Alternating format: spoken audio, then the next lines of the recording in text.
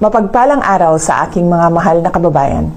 Taus-puso akong bumabati sa lahat nang lumahok sa malawakang Peace Rally ngayong araw. Ito ay isang makapangyarihang pagpapakita ng pagkakaisa at pananampalataya na ang tanging hangad lamang ay kapayapaan tungo sa kaunlaran ng ating bansa. Nagpapasalamat ako sa ating mga kapatid sa Iglesia ni Cristo sa inyong patuloy na pagsisikap na maghatid ng pagkakaunawaan at pagkakaisa sa ating mga kababayan.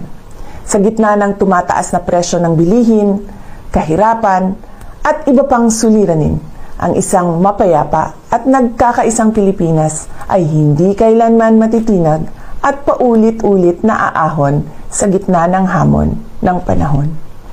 Muli, sa aking mga kababayan, maraming salamat sa inyong malasakit sa bayan. Mabuhay ang